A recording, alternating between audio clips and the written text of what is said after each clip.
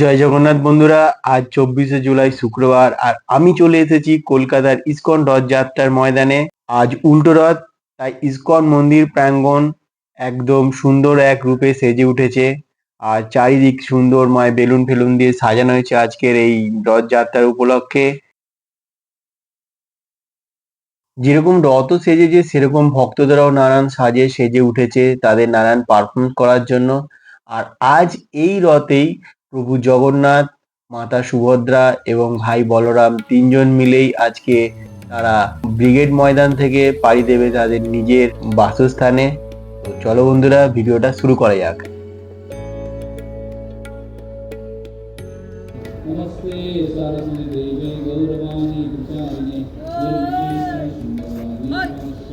এই সেই মন্দির যেখানে প্রভু জগন্নাথ 7 দিন ধরে আছেন। আজ 24 তারিখ, আর আজ প্রভু এই স্থান ছেড়ে তিনি চলে যাবেন নিজের বাসস্থান হাঙ্গার ফোর্ট স্ট্রিট এলাকার ইসকন মন্দিরে। আর ওনার রথ এখন রেডি হচ্ছে। বাড়ির ছেলে আজকে বাড়িতে ফিরে যাবে, তাই ভক্তদের মনে প্রচুর আনন্দ। এর জন্য পুরো রাস্তাঘাট সব সাজু সাজু তৈরি হয়ে গেছে। আর এই মুহূর্তে আমরা যেখানটায় রয়েছি তোমাদের বন্ধুরা বলে দিই, আমরা রয়েছি পার্ক স্ট্রিট যে আছে, পার্ক স্ট্রিটের ঠিক উল্টো দিকে যে ময়দান আছে সেই ময়দানে। আর এই রথযাত্রা এই ময়দান থেকে আজকে বিকেল 4টের সময় বেরোবে। আজকে এই মন্দিরটা আমরা পুরো ঘুরে দেখব আর তোমাদেরকেও দেখাবো, ভিডিওটা পুরো দেখতে থাকো। মন্দিরের ভেতরে যাওয়ার জন্য ঠিক এইরকম মাঠের ওপর প্লাইউড দিয়ে সুন্দর একটা রাস্তা বানানো হয়েছে। চারিদিকে সবুজের মাঝখানে এরকম একখানা দৃশ্য দেখা তো আমার ভাগ্যের ব্যাপার। রাস্তায় ঢুকতে ঢুকতে চোখে পড়লো এরকম বড় একখানা প্যান্ডেল করা আছে, যার ভেতরে প্রচুর ভক্তরা বসে প্রভুর গান শুনছেন। আর ঠিক মন্দিরে ঢোকার আগে মন্দিরের গায়ে এরকম সুন্দর থার্মোকলের কাজ করা আছে আর নানান ধরনের ডেকোরেশন করা আছে। মানে আলটিমেটলি এত সুন্দর জায়গাটা বানিয়েছে বলার বাইরে।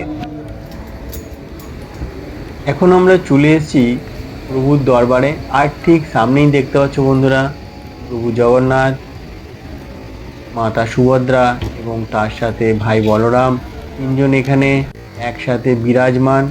আর এত সুন্দর ডেকোরেশন, এত সুন্দর, ভেতর থেকে তুমি যদি দেখো তোমার মনে হবে না যে কিছুক্ষণের জন্য যে এটা তুমি প্যান্ডেলের ভেতরে দাঁড়িয়ে আছো।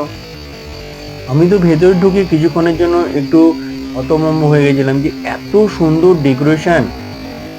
আর এই সুন্দর পরিবেশে ভক্তরা সবাই মাটিতে বসে আপন মনে প্রভুর প্রার্থনা করছেন, সেটাই চোখে পড়লো। তোমরা হয়তো দেখেছো বন্ধুরা, তোমরা যে কোনো ইসকন মন্দিরে যাও না কেন, ঠিক ইসকন মন্দিরে যেখানে প্রভু থাকে তার ঠিক উল্টো দিকে স্বামী প্রভুপাদের মূর্তি অতি অবশ্যই থাকবেন, কারণ তিনি হচ্ছেন পরম ভক্ত আর তিনি সব সময় প্রভুর আরাধনা করেন।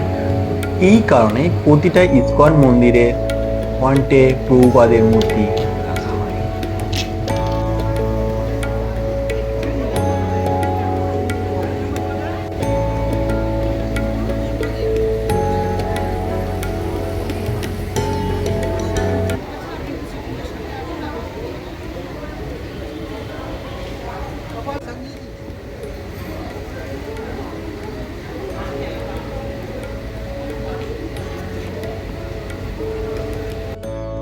উল্টো রথ মানেই হচ্ছে জিলেপি আর পাঁপড়। আর আমি এখন চলে এসেছি এই জিলেপির দোকানে, আর এই জিলেপির দাদা জিলেপি ভাজছে, আর আমি এখন অপেক্ষা করব এনার থেকে জিলেপি নেওয়ার জন্য।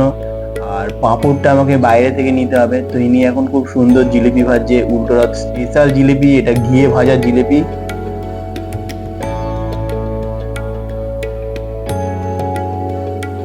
জিলিপির সাথে সাথে চাই পাঁপড়, তাই চলে এসেছি পাঁপড়ের দোকানে। চলো পাঁপড় নেওয়া যাক। আর এখানে গরম গরম পাঁপড় ভাজা হচ্ছে, তো পাঁপড়ও নিয়ে নেব। আর বন্ধুরা, উল্টো রথ মানেই হচ্ছে জিলিপি আর পাঁপড়ের কম্বিনেশন না হলে, এরকম মুচমুচে পাঁপড় না হলে জমবে না।